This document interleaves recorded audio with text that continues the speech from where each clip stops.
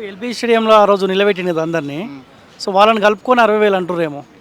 కలుపుకొని అంటే ఇప్పుడు కాదన్న, ఇప్పుడు నియామక పత్రాలు ఇప్పుడు ఫర్ ఎగ్జాంపుల్ ఇప్పుడు పక్కింటోనికి కొడుకు పుట్టిండు, రైట్?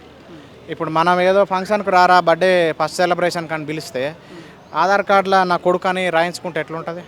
ఇప్పుడు పుట్టింది అవనికి చెప్పుకునేదేమో నా కొడుకు అని చెప్పుకోవడం, మన కొడుకు అని ముద్దారడం కూడా నేరమే కదా. ఇప్పుడు అవి కలుపుకున్నా కానీ 60,000 ఉద్యోగాలు అవుతున్నాయి అన్న, ఒకవేళ అవి కలుపుకుంటే కూడా.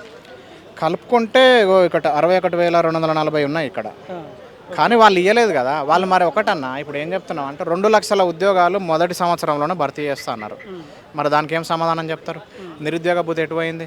ఈరోజు రైతులు ఎక్కడ పోయిర్రు? ఇప్పుడు మీరు పదే పదే ప్రభుత్వం ఏం చెప్తుంది? కోర్టు కేసులు ఉన్నాయి, కోర్టు ప్రతిపక్షము కేసులు వేసి ఇబ్బంది పెడుతుంది, నోటిఫికేషన్ రాకుండా అని చెప్తుంది. వీళ్ళకి నిజాయితీగా చిత్తశుద్ధి ఉంటే ఖచ్చితంగా నిరుద్యోగుల పక్షాన నిలబడి వాళ్ళ కన్నీళ్లను తూడ్చే ఉద్దేశమే ఉంటే నేనేం చెప్తున్నా అంటే డిప్యూటీ ఎడ్యుకేషన్ ఆఫీసరు ఇక్కడ ఆర్థిక శాఖ ఆమోదం తెలిపింది. డిఏలు ప్రపంచంలో ఏడలేదు. డిఏలు గత 3 సంవత్సరాల నుంచి అప్లై చేస్తారు అప్లికేషన్, ప్రపంచంలో ఏడలేదు. అది 2022లో వచ్చింది నోటిఫికేషను, ఇంకా అప్లై చేస్తున్నారు దానికి. అంటే అప్లైకి కూడా పైసలు అట్లా వసూలు చేస్తారా? అప్లై అంటే ఇంకా అది ప్రొసీజర్ నడుస్తూ ఉంది. అంటే ఒక 3 years పడుతుందా అప్లికేషన్లకి? సో ఇవన్నీ అంటే నేనేమంటున్నా అంటే వాళ్ళు ఏం చెప్తారు అంటే కొన్ని జీవోలు కొన్ని కేసుల కారణంగా రిలీజ్ చేస్తలేమో, లీగల్ ఇష్యూస్ ఉన్నాయి అంటారు. నా క్వశ్చన్ ఏంటంటే లీగల్ ఇష్యూ లేనిది పవర్ సెక్టార్ ఉంది, దాంతోపాటు ఫారెస్ట్ బీట్ ఆఫీసర్ ఉంది, దాంతోపాటు ఇవి ఏ లీగల్ ఇష్యూస్ లేవు. మరి దాన్ని ఎందుకు భర్తీ చేయాలి? ఇప్పుడు మీ నిజంగా పేదల పక్షపాతి కదా, మరి ఎందుకు భర్తీ చేస్తలేదు? దానికి ఏం సమాధానం చెప్తారు? ఇప్పుడు డిప్యూటీ ఎడ్యుకేషన్ ఆఫీసర్ ఆర్థిక శాఖ కూడా ఆమోదం తెలిపింది.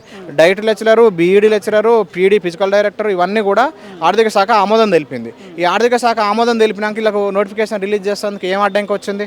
మోడల్ స్కూల్లో అన్డివైడెడ్ ఆంధ్రప్రదేశ్ అంటే మనం ఉమ్మడి ఆంధ్రప్రదేశ్లో ఉన్నప్పుడు నోటిఫికేషన్ వచ్చింది. ఇప్పుడు ఖాళీలు కూడా ప్రభుత్వానికి సమర్పించారు. ఎన్ని 194 స్కూళ్ళు 33 జిల్లాలలో ఉంటే 1,072 వేకెన్సీస్ ఉంటాయి.